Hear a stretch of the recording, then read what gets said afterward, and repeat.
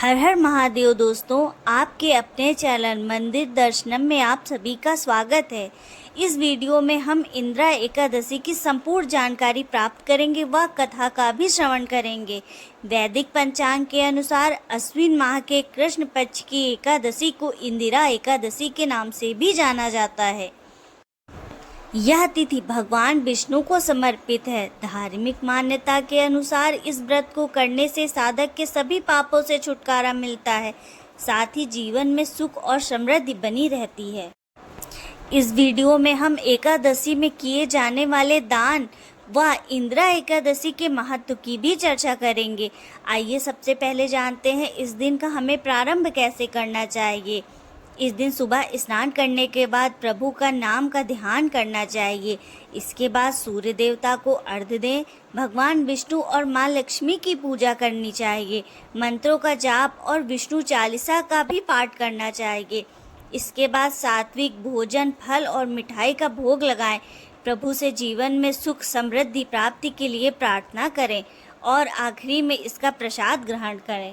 इंदिरा एकादशी का विशेष महत्व है क्योंकि यह एकादशी पितृपक्ष में पड़ती है। इंदिरा एकादशी को श्राद्ध एकादशी भी कहा जाता है।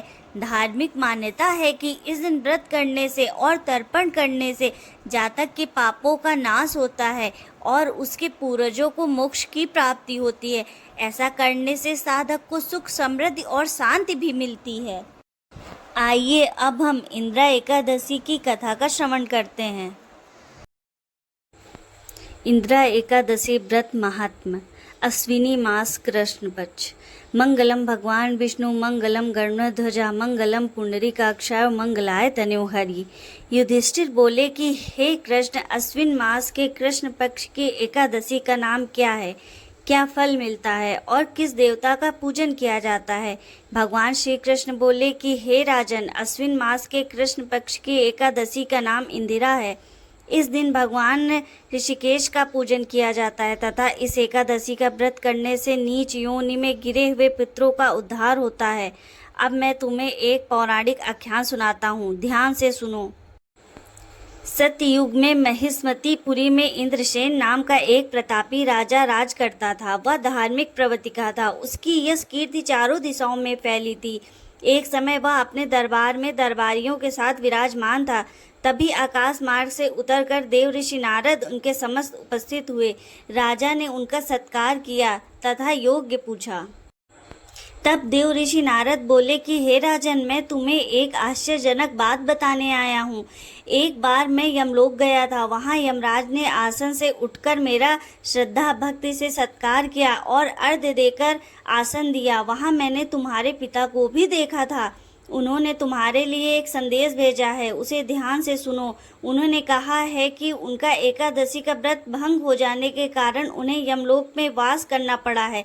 अतः आप मेरे पुत्र इंद्रसेन तक यह संदेश पहुंचा देना कि वह अश्विन मास के कृष्ण पक्ष की इंदिरा एकादशी का व्रत करके उसका फल मेरे निमित्त संकल्प कर दे तो मेरी मुक्ति हो जाएगी और मैं स्वर्गलोक में चला जाऊंगा। नारद जी से ऐसा सुनकर राजा इंद्रसेन को अपार दुख हुआ और उन्होंने नारद जी से इंदिरा एकादशी व्रत करने की विधि पूछी। तब नारद जी बोले कि हे राजन, इस व्रत के लिए अश्विन मास के कृष्ण पक्ष की 10वीं तिथि को सवेरे और दोपहर में स्नान करें।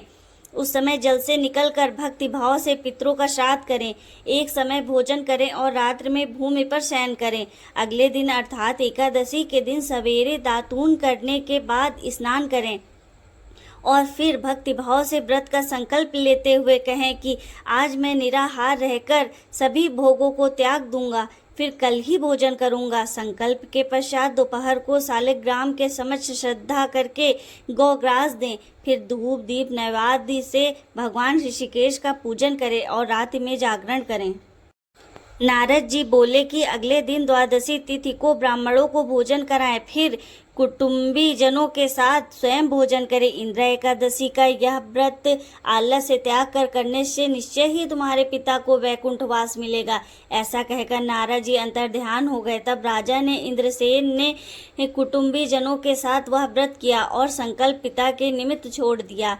इससे उनके पिता को मुक्ति मिली और वह गरुड़ पर सवार होकर भगवान विष्णु के बैकुंठ धाम को गए। श्री कृष्ण बोले कि हे कौन्ते, यह मैंने तुमसे अश्विन मास के कृष्ण पक्ष की इंदिरा एकादशी का महात्म्य कहा है। इसके पढ़ने व सुनने मात्र से ही सभी तरह के पापों से मुक्ति मिल जाती है। बोलो जय श्री राधे। इस तरह की धार्मिक कथाएं सुनने के लिए मेरे चैनल को सब्सक्राइब अवश्य करें।